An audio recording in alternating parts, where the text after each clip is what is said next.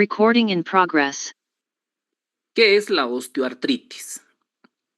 Osteoartritis, osteo relacionado con el tejido óseo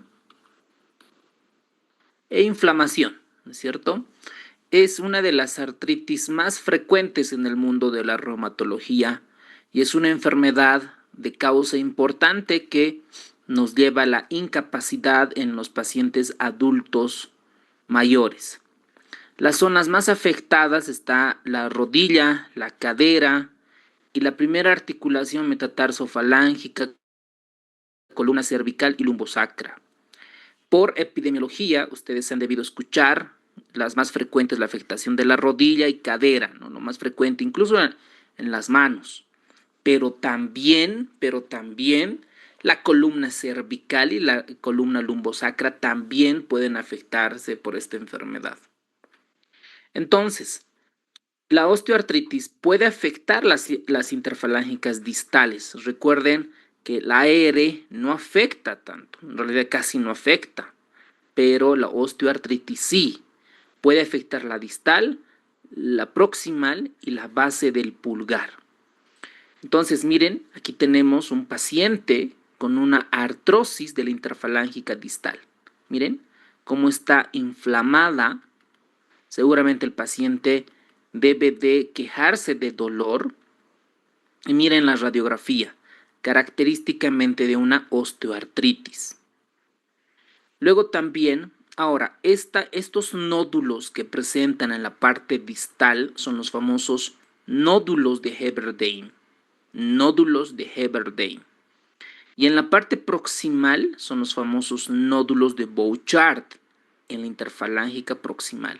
Entonces miren en la radiografía igual la disminución del espacio interarticular y la esclerosis subcondral. Luego tenemos por esta enfermedad otras alteraciones como por ejemplo la artrosis del trapecio metacarpiana, que es la famosa risartrosis. Miren la afección y la radiografía. Entonces, a un principio, lamentablemente, cuando afectan estas regiones, al final vamos a hacer un manejo farmacológico y que nos va a ayudar, y el manejo farmacológico tiene sus efectos adversos. Entonces, una de las más preguntadas en los exámenes de la residencia es ¿qué articulaciones es la más afectada o las más afectadas? Y este es en el libro de Harrison, ¿no? Donde nos muestra, y hubiera sido lindo que le pongan los porcentajes. Pero averiguando, haciendo investigación, la rodilla es la articulación más afectada, la rodilla. Luego, el segundo lugar, dependiendo qué estudios observacionales, es la cadera. Le vamos a poner acá. Primer lugar, segundo lugar. ¿Por qué? Mira, primero, ahorita vamos a ver varios factores de riesgo. Después está la primera metatarsofalángica, las interfalángicas tanto distales como proximales, correspondientes nódulos de Heberdine y Bouchard, la risartrosis. Miren lo que dice el libro de Harrison con relación a las osteoartritis de la mano. Miren, el cuerpo humano ha evolucionado de la marcha cuadrúpeda a la bípeda, ¿no es cierto? En ciertas articulaciones, como la rodilla y la base del pulgar, la primera articulación acá, la que estoy resaltando, la primera articulación carpometacarpiana, no estaban preparadas para tolerar carga. Entonces, miren, todo el peso que está acá tiene que tolerar la cadera, la rodilla, el tobillo, toda esta parte. Pero la rodilla es la que más se afecta, se desgasta. Entonces, ustedes se imaginarán, la mayor parte de las personas que se quejan de dolor de rodilla tienen tendencia a tener sobrepeso u obesidad. Y esto se vuelve un círculo vicioso porque el obeso, la obesa, no le gusta hacer ejercicio, aumenta más de peso y las rodillas se van desgastando. Y el riesgo es de que pueda llegar a una prótesis de rodilla. Más o menos, ¿cuánto creen que está en la parte privada. Digamos que el seguro sí cubre, pero no todo, ¿cierto? En la parte privada, ¿cuánto estará una prótesis de cadera y una prótesis de rodilla? Hay mucha gente, médico también, que comienza a vender a los ortopedistas, traumatólogos ciertos equipos, herramientas de trabajo para ese tipo de cirugías. A ver, los escucho, ¿qué opinan? ¿Cuánto vale en la parte privada una prótesis de cadera, de rodilla? Bien pueden escribir en el mensaje, en el chat.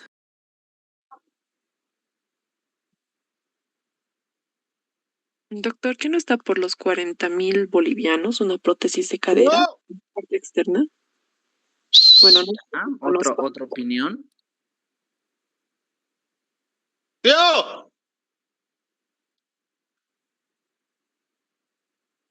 70.000, Doc.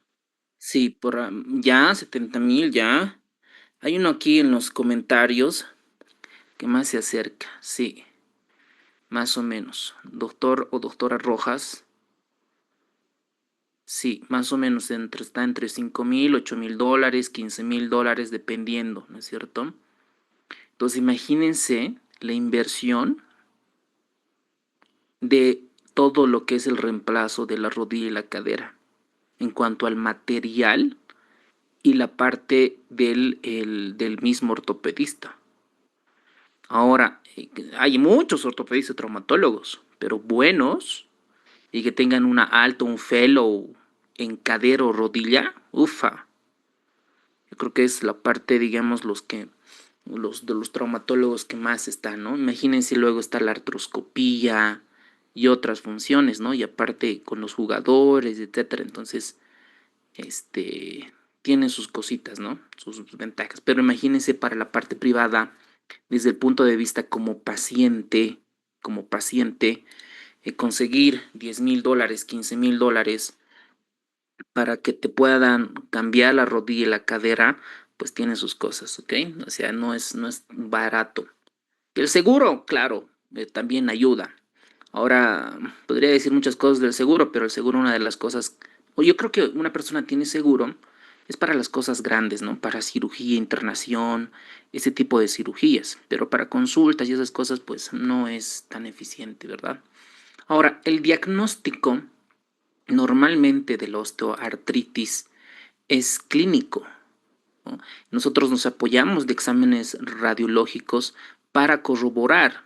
Y miren esta radiografía de rodilla donde miren cómo está este pinzamiento entre ambos tejidos óseos y la presencia de osteofitos. Esto ya es un desgaste como tal. Entonces, ¿qué es la osteoartrosis? No es nada más, o osteoartritis en realidad, no es una inflamación, es una falla articular, enfermedad que afecta las estructuras articulares y donde muestran cambios patológicos. Miren esta imagen donde hay contractura de los ligamentos, hay inflamación de la membrana sinovial, daño y pérdida del cartílago, existen osteofitos y cambios en tejido óseo subcondrales. Esto tenemos que recordar para el examen de memoria las características de esta enfermedad. Antes de llevar a la fisiopatología, vamos a ver qué cosas protegen a nuestras articulaciones. Vemos esta imagen. Aquí está el fémur, la rótula, la tibia. Tenemos acá los ligamentos. Por eso la fisioterapia es clave, doctores. Clave porque va a ir a reforzar el músculo, los tendones, para dar mayor fuerza, mayor estabilidad, para que pueda tolerar toda la carga del cuerpo.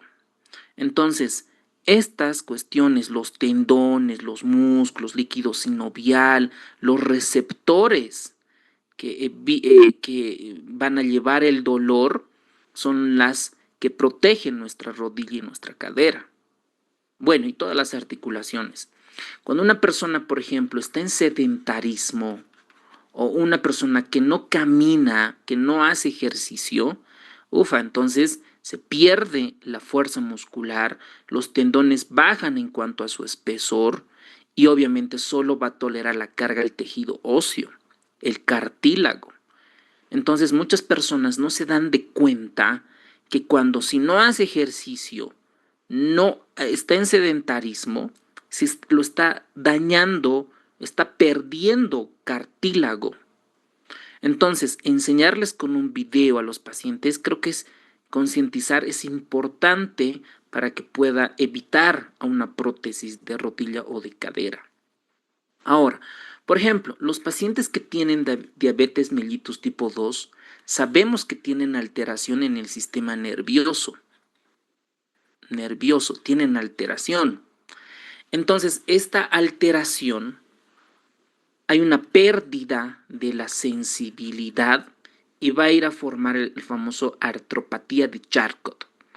¿Qué es la artropatía? Es una inflamación grave de evolución rápida donde se produce un daño articular por la presencia de neuropatía periférica, por ejemplo, los pacientes con DM.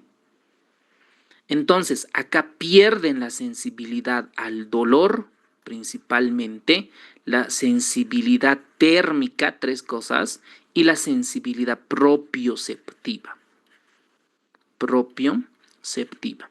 Entonces, como la persona no puede detectar el dolor, la sensibilidad y la propiocepción, se dañan las articulaciones.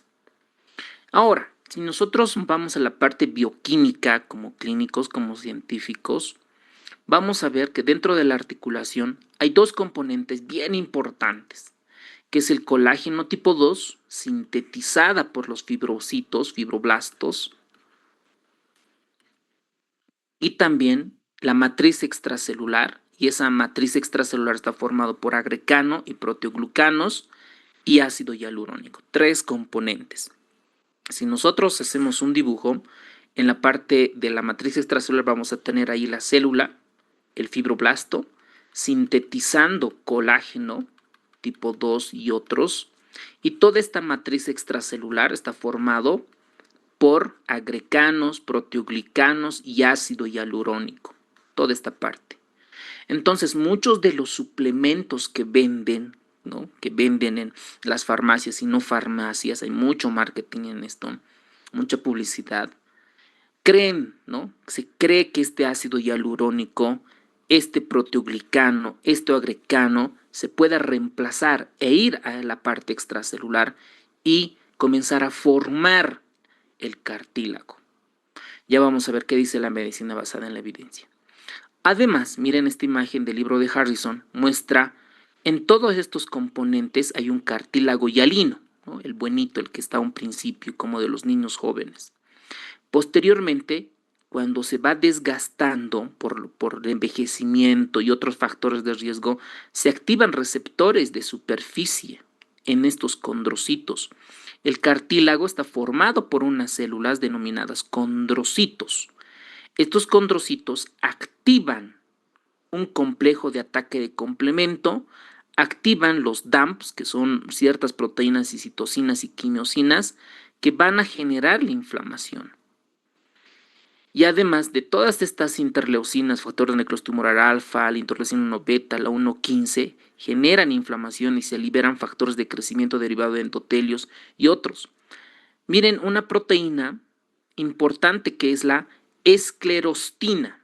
Esta esclerostina estimula a la remodelación ósea. Y todos estos factores de crecimiento van a hacer que aumente la permeabilidad y lleguen varias células proinflamatorias y activándose. Ahora, hay 2 componentes bien importantes para la formación de osteocitos. Esto es pregunta de examen. Dentro de ellas vamos a tener el factor de crecimiento transformador, esta de acá, esta. Estas van a ser sintetizadas por células inmunológicas y también del tejido articular, principalmente.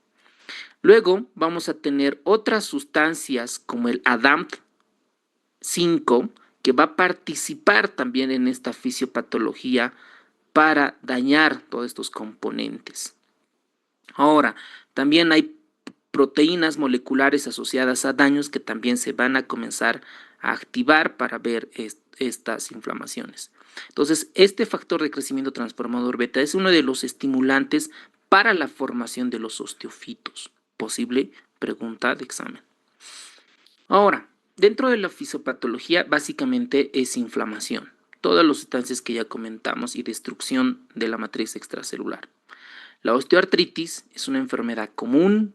La principal estructura dañada es el cartílago y el lino articular. La célula que está dañada es el condrocito.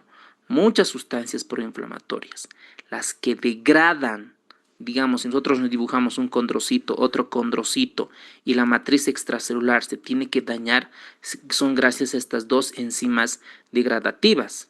¿Cuáles son estas enzimas? Son las metaloproteinasas, estas de la matriz. ¿Quién degrada? ¿Quién destruye esto? El ADAMT-T5, anótense eso por favor en su resumen, el ADAMT-T5 y las metaloproteinasas de la matriz. Estos dos componentes destruyen esta matriz extracelular del cartílago. Miren, enzimas. Las articulaciones más afectadas para el examen de la residencia es la rodilla seguida de la cadera. ¿Cuáles hallazgos radiológicos tenemos? Disminución del espacio articular y formación de osteofitos. ¿Quién o cuál sustancia bioquímica estimula la formación de osteofitos, doctores? ¿Cuáles serán? Hemos mencionado una bien importante. Factor transformante beta. Exacto. ¿Ve? El factor de crecimiento transformador beta. ¿Ok? Entonces, esta es el principal para comenzar a formar osteofitos, ¿no?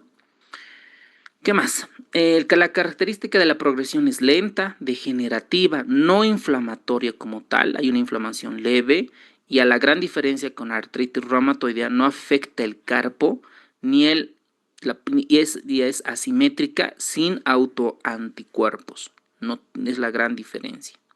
Muy bien, pregunta para ustedes. ¿Cuál es la articulación con mayor frecuencia afectada en la osteoartritis? 20 segundos. Bueno, 15, está bien fácil.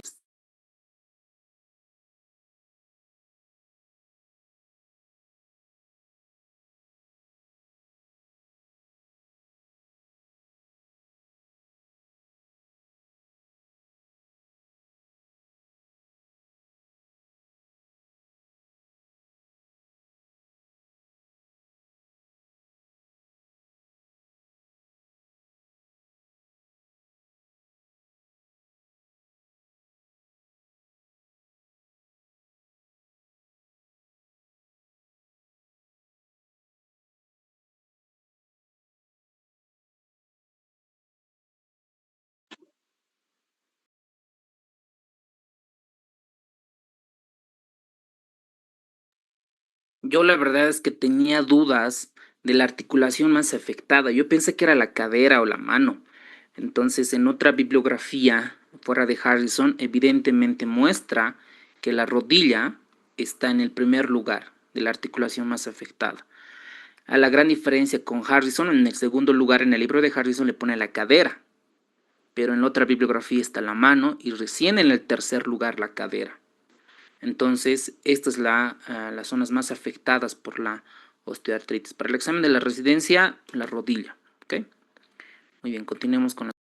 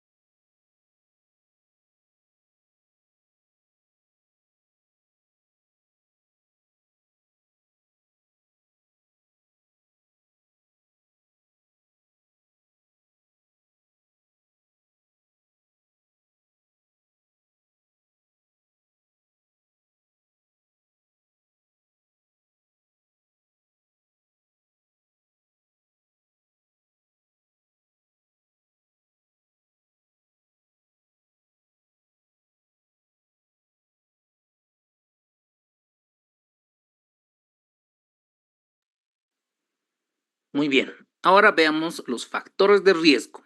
¿Qué predispone? Y nosotros, gracias a identificar el factor de riesgo, podemos prevenir. Dentro de estos factores de riesgo o puntos que no podemos prevenir, básicamente es el envejecimiento. Cada vez que pasan los años vamos a perder matriz extracelular y por eso es que las personas cuando envejecen disminuyen de espacio, disminuyen de talla, ¿ok? Miren esta imagen bonita del libro de Harrison. Primero ellos parten de que hay una susceptibilidad por una osteoartritis. Esta susceptibilidad, hay factores sistémicos que afectan la vulnerabilidad articular. ¿Cuáles son? Envejecimiento. Por el hecho de solo ser femenina, ya es un factor de riesgo. Y factores nutricionales. Estos factores sistémicos van a llevar a vulnerabilidades articulares intrínsecas, ya que ya sea un daño previo del cartílago, hay una debilidad de los músculos, esto va asociado con el sedentarismo que interviene en la articulación, mayor densidad de tejido óseo, alineación defectuosa y deficiencias propioceptivas, como sucede en los pacientes con diabetes mellitus tipo 2. Bueno, también en la 1. Hay factores de carga que empeoran el soporte articular, como la obesidad o actividades físicas lesivas. Y todo esto lleva a la osteoartritis y a su progresión de esta enfermedad. Entonces, solo por tener la edad, ¿no? Cada tiempo que va avanzando ya es un factor de riesgo. Miren, después de los 60 años aumenta exponencialmente la osteoartritis. El cartílago va envejeciendo, los ligamentos, los músculos van bajando de tono muscular, sobre todo el músculo. El sexo femenino, la genética. Ahora, dentro de la genética, para el examen de la residencia tienen que encontrar ciertos genes. Por ejemplo, las personas que tienen ya la mamá o el papá o los abuelitos que ya tienen osteoartritis en la mano o en la cadera, es un factor de riesgo más del 50% que la descendencia pueda tener, mientras que en la rodilla solamente es el 30%. Imagínense. ¿Y qué se han encontrado? Mutaciones en el polimorfismo de estos genes, del GDF5. Estos van a favorecer al desarrollo y de forma articular que van a afectar a generar esta enfermedad.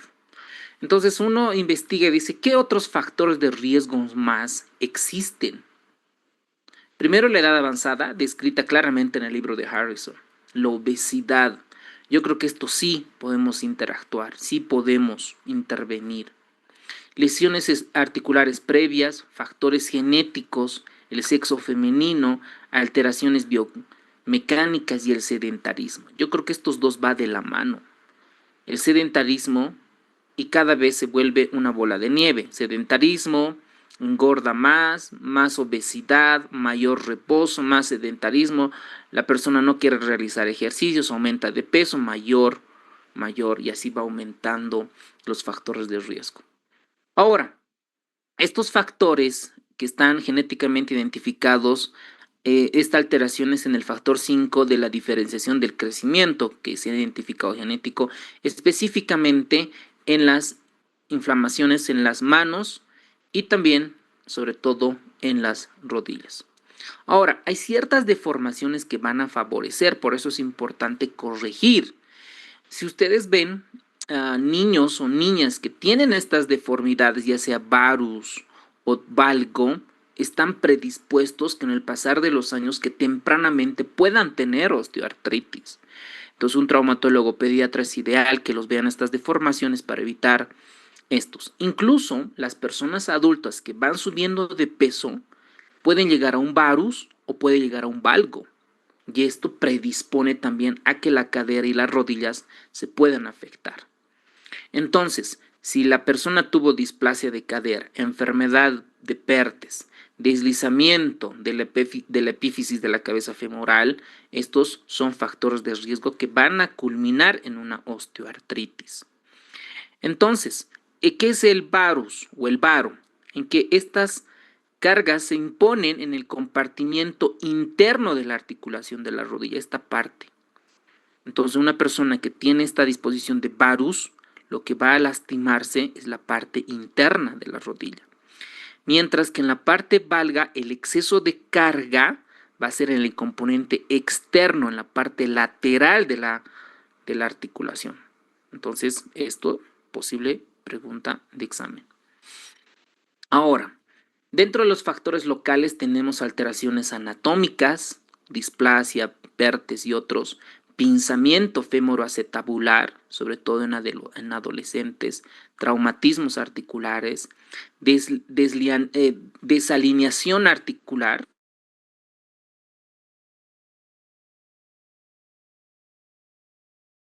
El varo, ¿qué parte de la rodilla se afecta? ¿La parte medial o lateral? Miren, varo. La parte medial. Okay. Medial. El valgo o valga, la parte externa o lateral. ¿Ok? Entonces, estos también van a favorecer a la osteoartritis. Lo mismo, ¿no? Una persona que está en sedentarismo, hay una debilidad en los cuádriceps y esto aumenta el riesgo de dolor y deterioro funcional de la rodilla. ¿Qué más? Los factores de carga. ¿Cuáles son? La obesidad. Imagínense dentro de la obesidad, la carga de la rodilla va a sufrir o tolera de 3 a 6 veces más el peso corporal al caminar. Por eso fisiopatológicamente es la más afectada. Y este efecto es más marcado en mujeres. Por eso el bajar de peso es clave. Y como a un principio vamos a ver qué ejercicios están recomendados según la medicina basada en la evidencia. Por eso acá la fisioterapia es clave. Incluso el paciente se va a ahorrar para evitar llegar a una prótesis de cadera. Entonces, el uso repetitivo, por ejemplo, de corredores profesionales, corredores recreativos, van a tener riesgo de tener osteoartritis en rodilla y en cadera. Ahora, también se han identificado factores ocupacionales, por ejemplo, los mineros, los granjeros, los trabajadores que realizan actividades con flexión repetida, ¿no? Los que alzan pesos, por ejemplo, cuando uno va al supermercado, etcétera, y tienen que cargar, entonces esas personas sufren ese tipo de osteoartritis. Muy bien, 20 segundos por pregunta, por favor.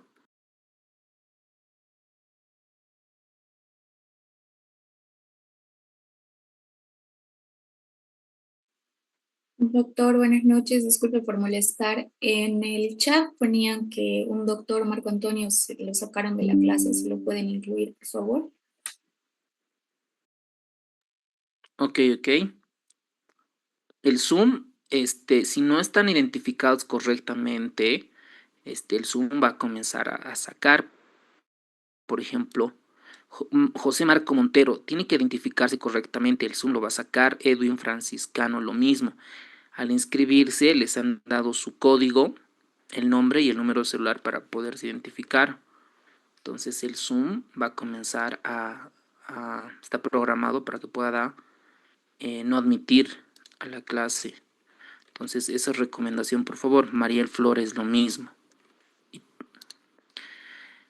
Siguiente pregunta.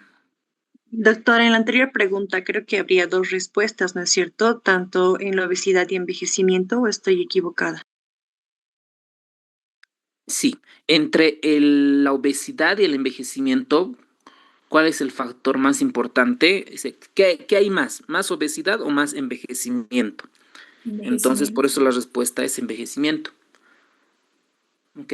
Esta es una pescadita esta pregunta. Muchos pudieran contestar obesidad, pero el envejecimiento, ahí está el libro de Harrison, a un principio habíamos visto. ¿Dónde está? Miren, esta no es del libro de Harrison. Igual a la edad avanzada lo pone como principal factor de riesgo. A ver, veamos el libro de Harrison.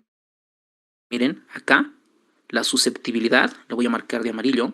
A ver dónde está mi color. A ver, ahí.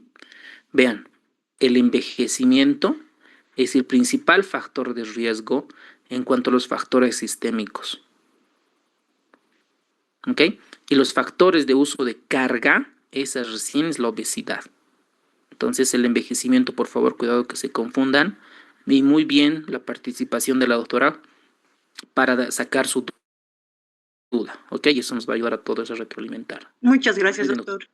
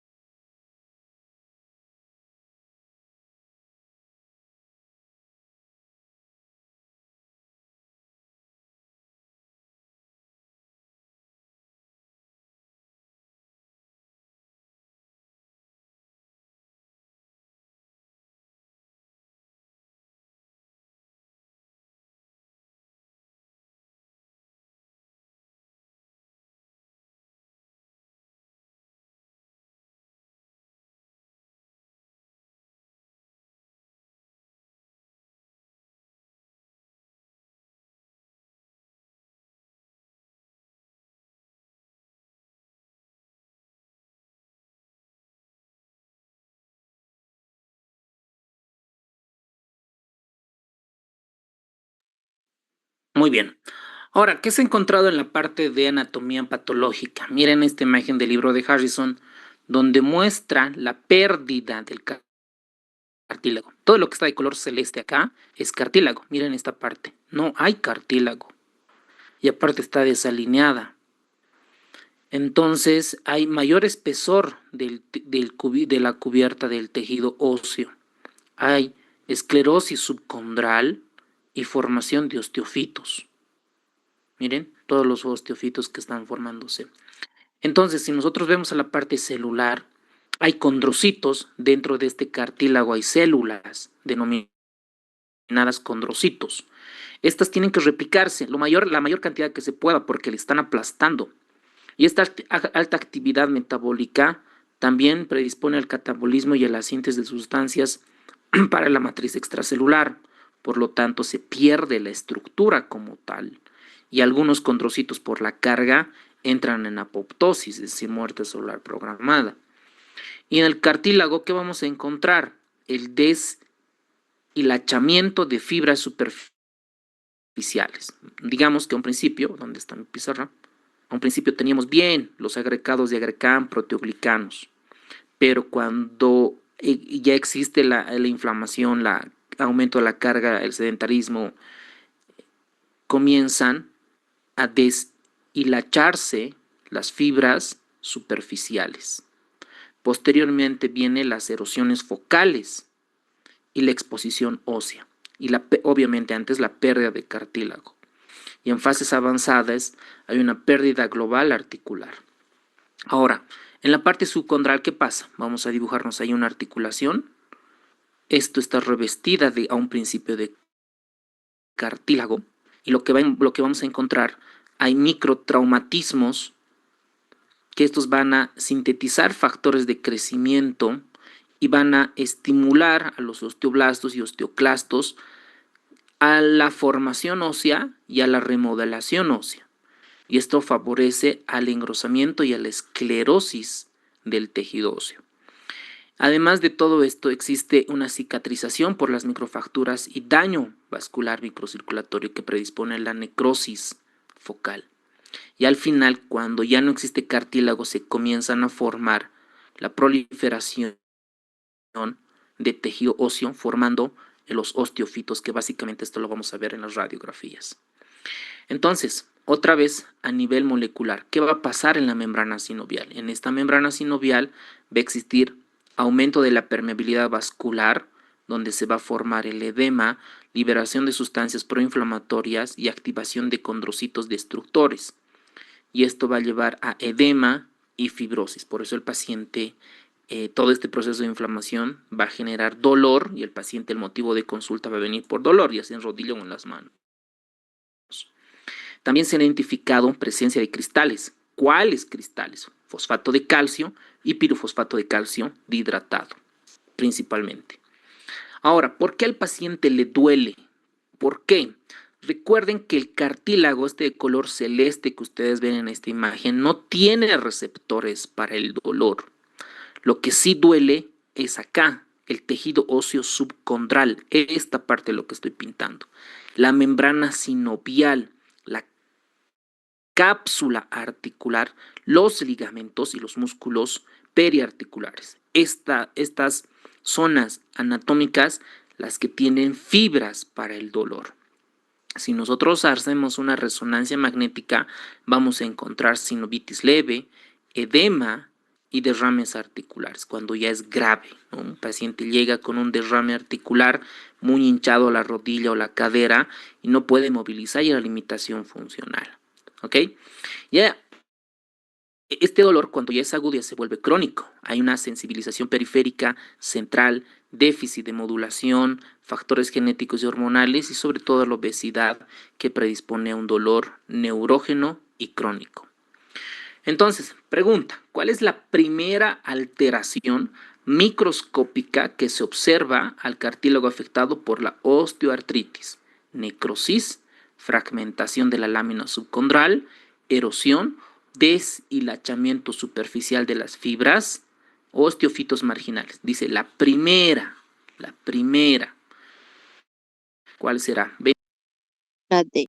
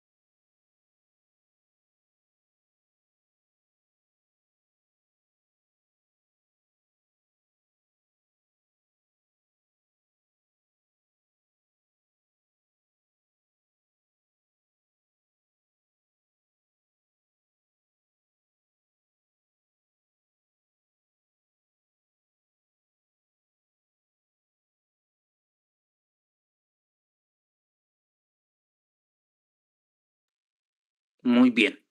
Ahora, ¿cómo llega el paciente a la consulta? Por dolor articular. Dice, doctor, me duele la rodilla, me duele la cadera, me duele las manos. Entonces, este dolor, por ejemplo, cuando es en rodilla y en cadera, se quejan cuando suben o bajan las gradas. La rodilla al levantarse de una silla, clásico. Entonces viene por el motivo, pues nosotros tenemos que preguntarle, señora, ¿usted cuando se levanta de la silla le duele? Sí, doctor, muy fuerte, no puedo levantarme. Entonces, a un principio el dolor es episódico, está relacionado con la actividad y va a mejorar con el reposo. Este dolor, cuando va progresando, o bueno, cuando esta enfermedad va progresando, el paciente tiene más dolor y es persistente. Y además, este dolor puede acompañarse de rigidez matinal, pero la rigidez matinal a comparación de la AR, esta rigidez tiene que ser menos de 30 minutos. Esa es la principal diferencia, menos de 30 minutos. Ahora, vamos a tener síntomas mecánicos. Por ejemplo, en rodilla, cuando nosotros le hacemos flexionar al paciente o subir escaleras o sentarse, va a quejarse de dolor. Entonces ahí, cuando nosotros examinamos la rodilla, vamos a sentir crepitación, que básicamente es el ruido, la sensación de fricción en dicha articulación. Entonces le hacemos parar a la señora, ¿no? Le hacemos en bipedestación y nosotros vemos si tiene alguna deformación, si tiene varo o tiene valgo, para ver si la parte lateral o la parte medial está afectada. Y tal vez ahí necesitamos inyectar algún analgésico o algún bloqueador de canal de sodio para disminuir el dolor. Después examinamos la parte de la cadera, el hombro y las manos. Esto ya es más parte de traumatología para ver, ¿no?, los movimientos y los ángulos de flexión, extensión y demás. Ahora, ¿cuáles son las localizaciones más frecuentes? Rodilla, ¿no? ¿Por qué la rodilla? Por la carga, porque todo lo que tiene que soportar el peso básicamente va a estar en la mayor parte en la rodilla. También seguida de la cadera, donde se quejan sobre todo en la región inguinal, el dolor y en la parte glútea. Luego están las manos y nosotros vemos ahí sobre todo las señoras que antes, cuando no había lavadoras, tenían que lavar en los ríos, etcétera, ven las manos, van a tener nódulos de Heberdene o Bouchard, o las secretarias durante mucho tiempo trabajaron, pueden tener esta enfermedad. También está afectada la columna lumbar, la columna cervical y algunas otras articulaciones. Ahora, ¿cuándo vamos a solicitar una radiografía? Cuando el paciente tiene mucho dolor, para buscar otras causas, o cuando el dolor no es típico de una osteoartritis. Entonces miren ustedes esta radiografía de rodilla, miren la parte medial, esta es la parte medial, esta parte. Voy a cambiar de color para que podamos dibujar un poco. Esta es la parte medial, esta es la parte lateral, porque aquí está el otro hueso, ¿verdad? Entonces miren acá, donde se ve el angostamiento del espacio interarticular, todo lo que es esta mitad interna medial, esta parte. Entonces, si la afectación está acá, ¿qué deformidad será, doctores? Si es en la parte medial. Varo sería. Varo. Exacto. Claro. Muy bien. Y aparte, miren, esta radiografía tiene esclerosis en el tejido óseo interno, ¿no es cierto? Y se ve engrosamiento de la parte cortical. Y obviamente disminución del espacio interarticular. Entonces, yo cuando veo la rodilla, o ustedes ven, examinan la rodilla y se queja del dolor en la parte medial, la parte lateral, ya pueden sospechar qué deformación tiene. Y eso a corregir, obviamente, con el ortopedista, con plantillas y cirugías y demás. Y cuando la radiografía no puede detectar el dolor, vamos a pedir ecografía para ver partes blandas o incluso resonancia magnética, que tiene mayor sensibilidad para ver cartílago, meniscos, edema óseo y otros daños, ¿no?, de ligamentos, etcétera, incluso llegar a una artroscopía. ¿Y cuáles son las medidas no farmacológicas? Creo que es clave esto, ¿no? Es uno de los manejos importantes para la osteoartritis, las medidas no farmacológicas. Primero, evitar evitar, voy a cambiar de color, permíteme un momento. Evitar alzar cosas pesadas, la sobrecarga a dicha articulación, primero. Segundo, mejorar la fuerza. ¿Cómo voy a mejorar la fuerza? Con fisioterapia. Esto es clave, con fisioterapia.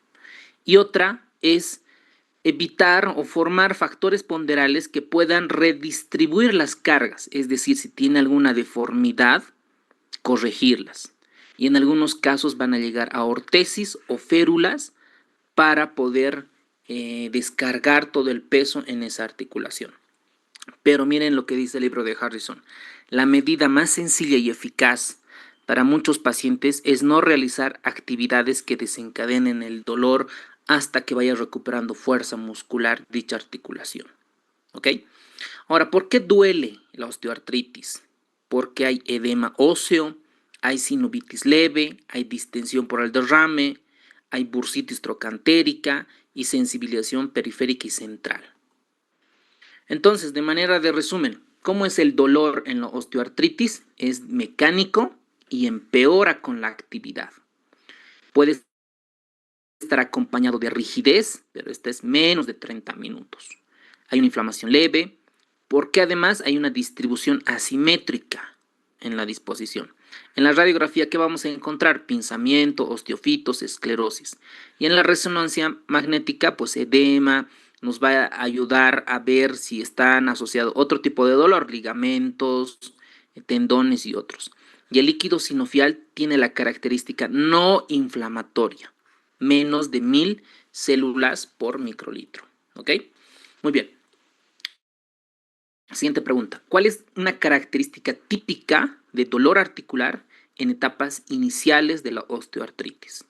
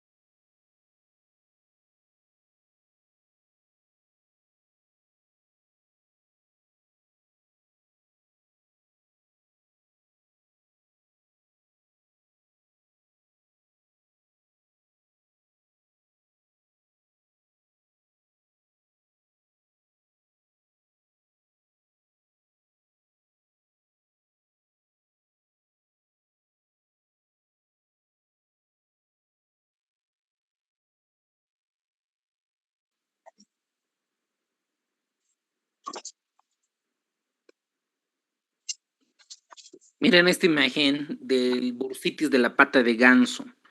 Esta pata de ganso, recuerden que tiene 3 componentes. El músculo grácil, miren, el músculo grácil que está acá. Está el músculo semitendinoso y el músculo sartorio. Entonces, miren en la parte medial, cuando está inflamado en la parte, ¿no? En la parte medial, un poquito medial baja de la rodilla, ahí se puede sospechar el bursitis de la pata de ganso. Muy bonita imagen. ¿Cuál es la principal causa de dolor crónico de rodilla en mayores de 45 años? Osteoartritis. Fácil. Muy bien, terminamos con el manejo. Dentro del manejo, el tratamiento, ¿qué es lo que vamos a hacer, doctores, con nuestros pacientes que a un principio nos llega a nosotros? Primero, ejercicio, ¿no? Primero, medir cómo está su peso, el índice de masa corporal y decir lo consciente que tiene que bajar de peso, la mayor parte, ¿ok? Y en algunos casos les va a costar, entonces vamos a usar ortesis, bastones y sobre todo educación al paciente. Si el dolor a un principio no puede tolerar, ¿por qué viene con donde ti? Porque necesita que le calmes el dolor. Entonces básicamente están los AINES, pero él se puede comprar o ella se puede comprar en la farmacia. Entonces tú allí vas a intervenir con las inyecciones intraarticulares. ¿Ok? Entonces dentro de las inyecciones articulares tenemos muchas y cuando el paciente tiene diabetes o ya está con dolor crónico, ahí van la duloxetina para los neuromoduladores. Bueno, ya vamos a ver en diabetes tenemos otros 2 neuromoduladores que tenemos en el seguro que nos pueden ayudar. Luego de procedimientos está la acupuntura, la ablación por radiofrecuencia. Esto es sobre todo por los anestesiólogos que hacen alta especialidad, subespecialidad en dolor, y ellos pueden realizar las ablaciones por radiofrecuencia. Si realmente no mejora con la parte no farmacológica, con procedimientos, tenemos que enviarles al ortopedista traumatólogo para que pueda realizarle osteotomía o la artroplastía parcial o total, ya sea de la rodilla, de la cadera o de otra articulación. ¿Ok? Muy bien, ahora vamos a tener ejercicio. Vamos a ver. Dentro del ejercicio tiene que ser personalizado. No es para todos el mismo ejercicio. Tenemos que evitar el sedentarismo a toda costa. Entonces, dentro de los ejemplos de ejercicio está el ejercicio aeróbico de bajo impacto. Y una de las que más me gusta y que tiene muy buen soporte en cuanto a medicina basada en la evidencia es hacer ejercicios en la piscina. Yo creo que es una de las medidas que más ayuda la hidroterapia. Incluso hay fisioterapeutas que ya tienen su propia piscina y hacen este tipo de terapias. A todos los pacientes con osteoartritis y obesidad realmente baja el peso porque cuando tú entras al agua, tus rodillas disminuyen la carga del peso y también los tobillos y la cadera. Y aparte hacer ejercicio, etcétera, bajan de peso y protegiendo la rodilla, que es lo que más queremos. Porque si tú lo mandas a trotar, le mandas a hacer bicicleta, etcétera, sobre todo a caminar y trotar, sus rodillas se van a ir desgastando. Entonces, cuando uno entra a la piscina, disminuye esa carga. Me parece un ejercicio aeróbico genial para ese tipo de pacientes. Después está un poquito del tai chi, entrenamientos de resistencia, ejercicios de bajo impacto, ¿no? Incluso el libro de Harrison dice, no es correr, sino moverse estratégicamente. Entonces, la hidroterapia yo creo que va genial para esta enfermedad. Ahora, la pérdida de peso, ¿no? Esto es básicamente con el apoyo de la nutricionista, la órtesis, los bastones, muletas, andadores, nos van a ayudar a reducir la carga. Las órtesis, las férulas, igual. La acupuntura, ¿para qué nos va a ayudar? Básicamente nos va a ayudar para el dolor, ¿no? Sabemos que este tipo de pacientes pueden tener un componente de dolor neuropático. Entonces el paracetamol no le va a hacer nada, el ibuprofeno nada. Probablemente la inyección intraarticular les va a ayudar mucho.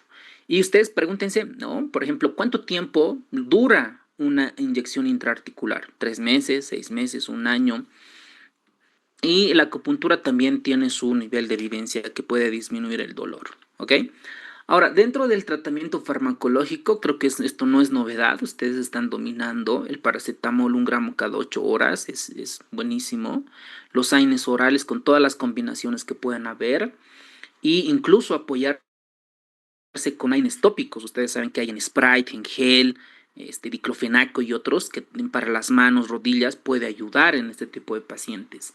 Y sobre todo la infiltración de glucocorticoides. Yo creo que allí nos vamos a diferenciar de otros médicos que no tienen la práctica de realizar infiltraciones de glucocorticoides, como ya les he mandado en el grupo la triamcinolona. Las dosis, dependiendo qué articulación, ahí les he mandado una tablita, las dosis de triamcinolona, para que tenga un alivio rápido y le pueda durar unos 3 meses más o menos, ¿no? 4 meses y pueda volver y inyectar su glucocorticoide, y al mismo tiempo que esté con fisioterapia en hidroterapia, les va a ir muy bien a los pacientes. Ahora, también el libro de Harrison y otras guías hablan del ácido hialurónico intraarticular. La evidencia, la medicina basada en la evidencia no ha demostrado beneficios del ácido hialurónico intraarticular. La duloxetina, sobre todo en dolor, ¿okay? Sobre todo los pacientes con depresión. Los opioides no están recomendados. Y tampoco Harrison, la glucosamina, la condroitina. Creo que hay unas empresas farmacéuticas que venden en sobres, en suplementos. No está recomendado por medicina basada en la evidencia. ¿Ok? Esto según el libro de Harrison. Ahora, para la parte de la cirugía, para el traumatólogo, todo lo que tenga una deformación, un varo, ya sea en valgo, en casos seleccionados, debemos de enviarla al traumatólogo para que pueda corregir. ¿Ok? Una abrazadera rotuliana, sobre todo en pacientes con dolores rotulofemorales, nos va a ayudar. El calzado modificado, las plantillas, es una de las otras que va a corregir la alineación y obviamente va a doler menos, ¿no es cierto? Y las mangas de neopreno, que también tienen un efecto analgésico que pueden ayudar al dolor. Intervenciones. Esto ya para el terapista, ¿cómo se diría? Para el manejo del dolor, ¿no? Los pacientes, los médicos que hicieron anestesiología, luego la subespecialidad en dolor, ellos manejan la radiofrecuencia, que básicamente es destruir ciertos nervios o ciertos nociceptores y el paciente no pueda, pero no es una solución, solo calma el dolor. ¿Ok? Calma el dolor cuando ya es refractario las inyecciones intraarticulares. Lo mismo la artrocentesis y la infiltración con corticoides. Y miren la regeneración de cartílago, que hay muchos suplementos habidos y de todo tipo. Y no está recomendado como objetivo para regenerar cartílago. No hay evidencia científica. Nada más ustedes analicen. Cuando uno toma glucosamín, después otros componentes después de proteoglucanos, de ácido hialurónico, nuestros enterocitos, nuestros receptores en el intestino delgado no tienen receptores, no tenemos receptores para que justo pueda llevar a la articulación y depositarse. Primera explicación fisiopatológica, ¿no ve?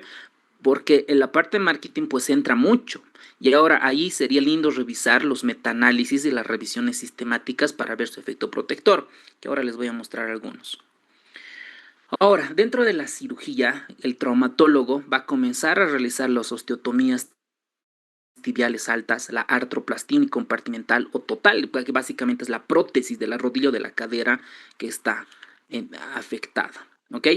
Ahora, miren este dato, doctores. Ahí nosotros, cuando pusimos a investigar todos estos, ¿qué suplementos o nutrientes se han estudiado y qué efectos tiene en la osteoartritis? Veamos. La dieta rica en fitoquímicos. Pregunta para ustedes, un conocimiento general. ¿Qué son los fitoquímicos, doctores? ¿En dónde lo encontramos? Pueden activar su micrófono o escribir en el chat también.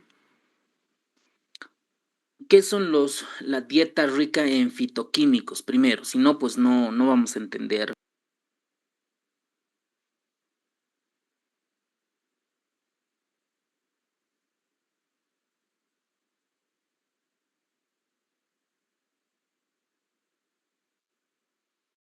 ¿Qué son los alimentos de origen vegetal, doctor? Frutas, verduras, legumbres. ¿Ya? Ok. ¿Qué más? ¿Cuál es más? Frutos secos, semillas, cereales. Ok, perfecto. Entonces ya todos tienen claro. La dieta rica en fitoquímicos, principalmente lo que ha demostrado es disminuir el riesgo de la osteoartrosis de rodilla. Miren el otro ratio, ¿cuánto está? Recuerden que menos de 1 es protector y podemos sacar incluso acá porcentajes. De manera general en los artículos se ha demostrado está de 0,35 y no pasa el 1, es decir, es estadísticamente significativo. Entonces, esto disminuye el peso y todas las sustancias que tiene dan los aminoácidos esenciales, miren el argumento científico, aminoácidos esenciales para que se puedan formar el ácido hialurónico, el proteoglicanos, los agregados de agrecan, toda la matriz extracelular. Recuerden que nosotros, ¿no? Ahí teníamos nuestro cartílago, ¿verdad? Tenemos nuestro cartílago y este cartílago está formado por condrocitos, por fibroblastos, condrocitos, condroblastos, etc. Esto es lo que nosotros queremos regenerar, la matriz extracelular. Esto, el ácido hialurónico, el proteoglicanos, agregados de agrecan, colágeno, todas estas sustancias queremos regenerar, ¿no? Entonces, para que se pueda regenerar, lo que se ha demostrado es que nosotros o los pacientes tienen que consumir los aminoácidos esenciales que están presentes en esta dieta rica en fitoquímicos. ¿Ok? Entonces, esa es la aplicación fisiopatológica y está respaldada por medicina basada en la evidencia con un odds ratio de 0.35. Primer dato. Segundo, el magnesio. El magnesio también disminuye el riesgo. Ojo, miren, estamos hablando de riesgo para las personas, los familiares que tienen antecedentes de osteoartritis, que a su abuelita le han hecho prótesis de cadera, de rodilla. Miren, el magnesio tiene otro ratio de 0.34. Entonces habría que ver los niveles y ver los suplementos, las dosis, cuánto están recomendados. La dieta vegetariana también disminuye el riesgo de 0.71, incluso es un poco menos, ¿no? La dieta en fitoquímicos es muy superior a la dieta vegetariana. Luego están también los carotenoides de 0.66, el odds ratio. La vitamina C. Esta vitamina C yo le tenía mucha, ¿cómo les digo? Mucha fe antes de estudiar medicina basada en la evidencia. Porque la vitamina C, recuerden que da la lisina, la prolina y otros aminoácidos esenciales para la formación de colágeno. Entonces yo dije que en medicina basada en la evidencia puede tener un efecto protector, pero no es cierto. Ni la vitamina C ni la vitamina E, que hay muchos suplementos que te dicen que regenera cartílago, que embellece, ¿no? Hay muchos spots publicitarios, no tiene ningún efecto en la osteoartritis. Miren, el odds ratio es 0.92. Cualquiera diría, es benéfico, pero miren, los intervalos de confianza pasa el 1. Está 1.56, incluso se comporta como riesgo para generar. Entonces, las vitaminas no juegan ningún rol. Veamos con el selenio, cobre y zinc. Dice que aumentar el selenio, cobre o zinc, en algún suplemento ve los zinc, incluso es riesgo para la osteoartritis. Miren, el odds ratio está más de 1. Habrá que revisar el artículo de zinc en la osteoartritis, pero de manera general sale como riesgo. Los ácidos grasos poliinsaturados, igual, mucha propaganda, full propagandas para regenerar artículos. No juegan ningún rol. Luego tenemos los polifenoles.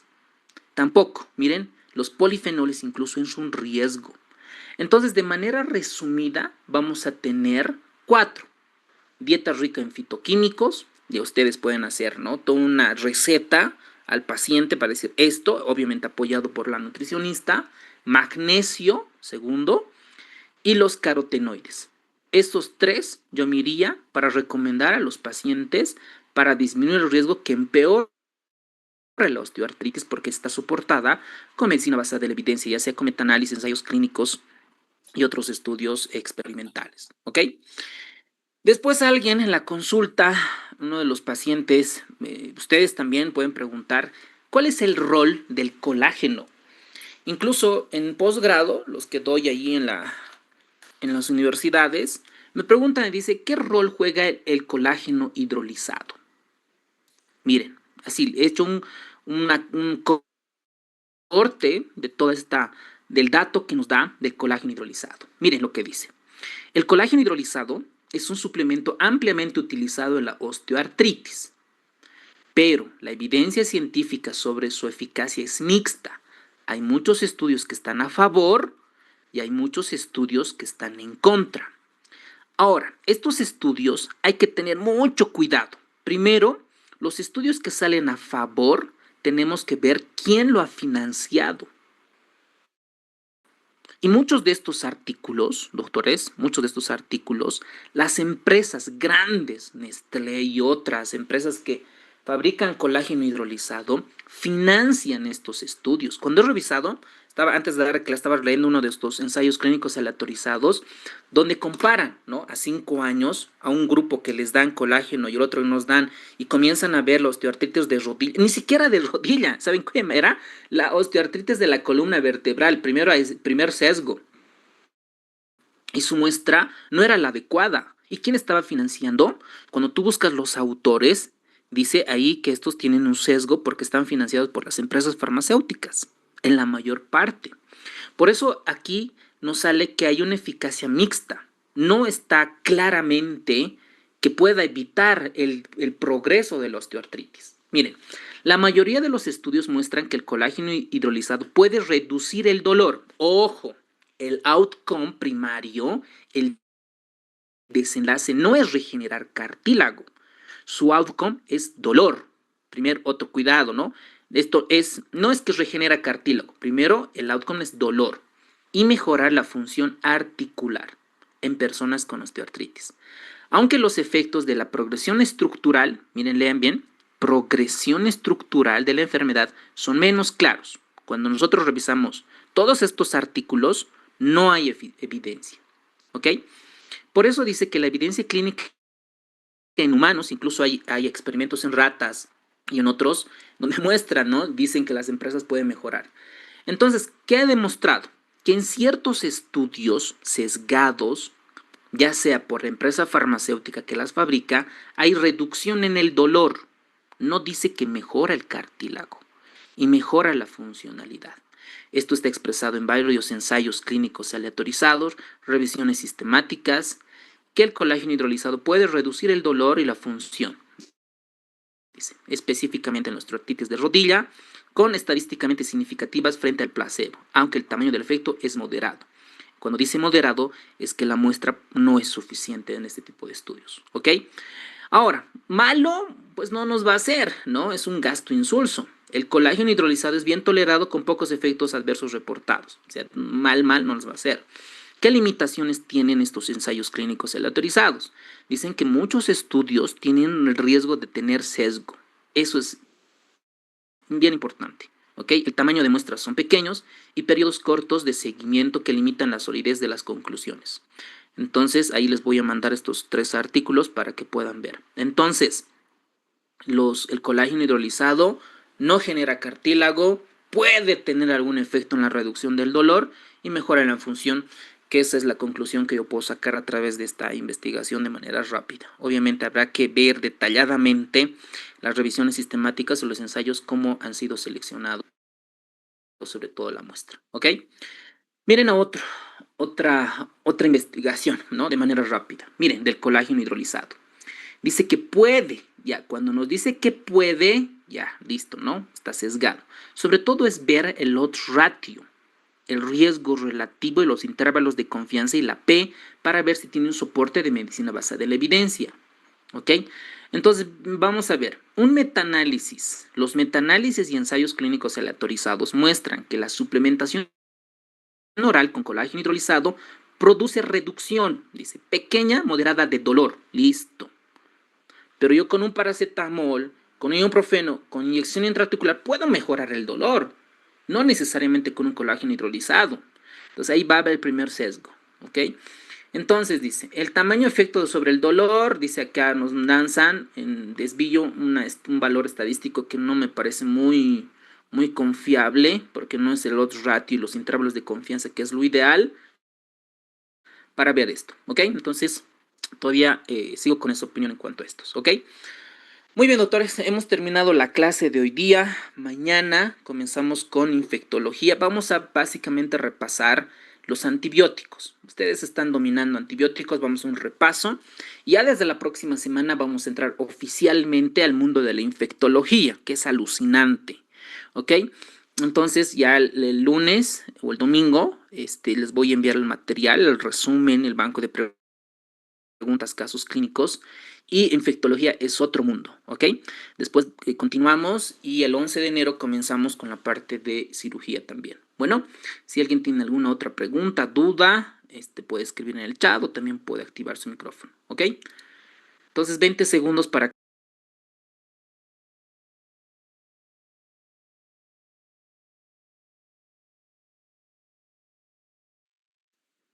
Doctor, disculpe. Sí, sí, doctorita. Doctor, va a disculpar.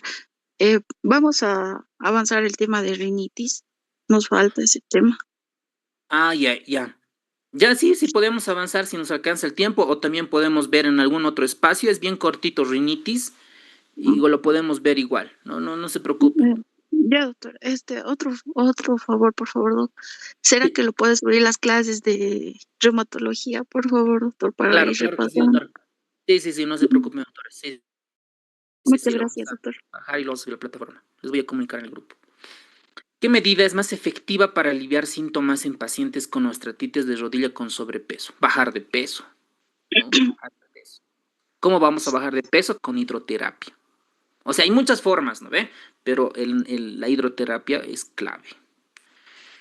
¿Cuál es una estrategia no farmacológica fundamental para la osteoartritis? A ver, veamos las opciones. Hiperhidratación, ejercicio aeróbico, esta yo creo, ¿no? Ejercicio aeróbico y de resistencia, uso prolongado de ortesis cervical, ejercicio de cinta de alto impacto, no, compresión intermitente de la articulación, no, el inciso B, ¿no? Ejercicio aeróbico, ahí le podemos poner la más recomendada, hidroterapia. Hidroterapia.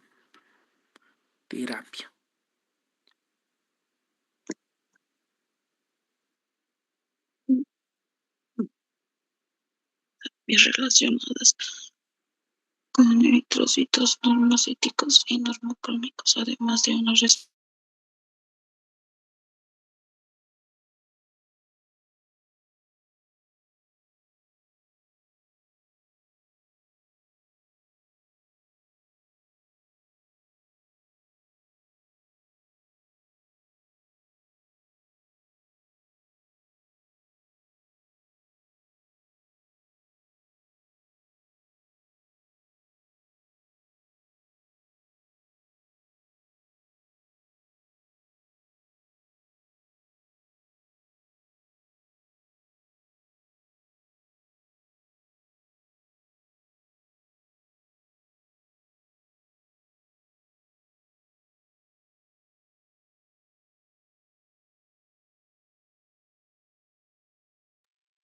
Esta pregunta está desactualizada.